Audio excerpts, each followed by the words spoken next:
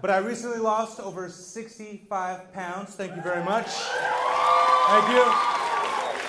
Took me 2 years. Lots of hard work, lots of dedication. I have subsequently gained it all back. I should probably mention that. Kind of wish I just never lost the weight at all. You know what I mean? Because really, there's nothing more embarrassing, nothing more discouraging than spending 2 years of your life dieting every day, exercising every day, doing all the amphetamines you could afford, right? Just to gain it all back, you know? Just to gain it all back. And like my metabolism is shot now. Fat, skinny, fat, skinny. Like if I don't maintain my diet of high protein, low carbs, and throwing up after every meal. In like a month, I go from chest to breast, you understand? Seriously, I can't even jerk off with my shirt off anymore, people. It's a mood killer. I start to jiggle in all the wrong places, you know? I know it's a little graphic, but you try maintaining a Woody when your belly starts involuntarily doing the truffle shuffle. And I realize I'm not like ridiculously fat yet. And I say yet because I'm doing nothing about it.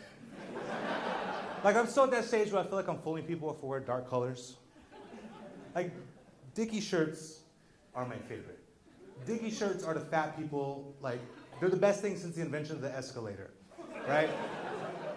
They're cheap. They come in every size imaginable.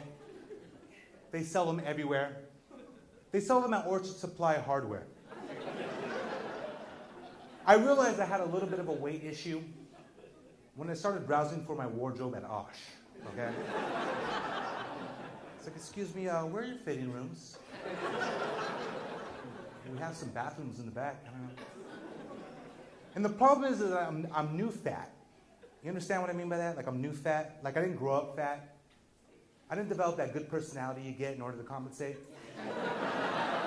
I'm new fat. I'm like John Travolta fat, all right? Mentally, I'm grease lightning. Physically, I'm hairspray. Sucks. And I blame it on being broke, you know? Because think about it, a few hundred years ago, if you were fat, that meant you're wealthy. If you're skinny, that meant you're poor, right? Fast forward to nowadays, it's the exact opposite. Right? If you're fat, it's because you're living off the dollar menu. Take me, for example. Tomorrow, I have $5 to last me the rest of the day. Now, what can I do with that $5? I can go to Little Caesars, buy myself a nice big juicy pizza, right? I can go to Jack in the Crack, buy 10 tacos. Or I can go to Whole Foods, buy myself an orange. I could do that.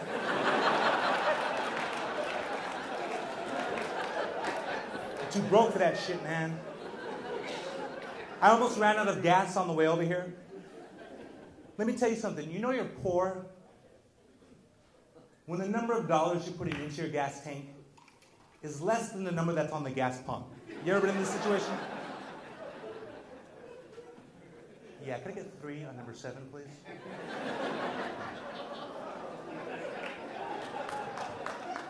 What was that? 3 on number 7. Guy just looks at me, you know, we're actually hiring right now.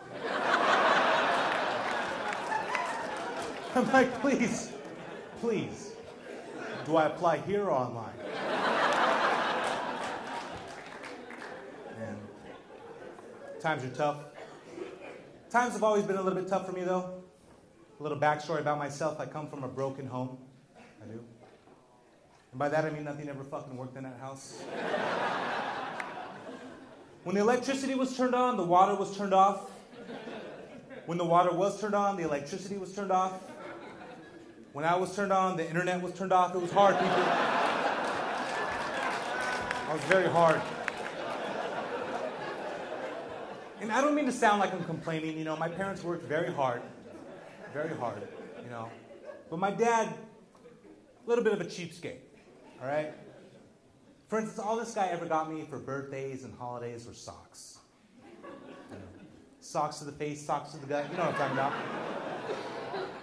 My dad is so cheap, he once took out a 30-year payment plan on a prostitute. And I'm nervous. Because after 30 years is up, I don't know if my mom is going to stick around. My dad wrote that joke. My mom's actually in the audience tonight, so give it up for her. Yeah. She's a sweetheart. She's a sweetheart. I love her. She's a little racist, though. I'm not gonna lie. She is. Yeah, she's a little racist, but hey, you know. And she's letting it out a little too much now that she's getting a little older. Like she just stopped caring. Like she's starting to say all these off-the-wall things, like black people can't drive, and Asian people steal. Well, first of all, Mom, you're mixing up stereotypes. I was like, Mom, instead of saying black people this or Asian people that, just say Filipinos next time. Cover all the bases. You know?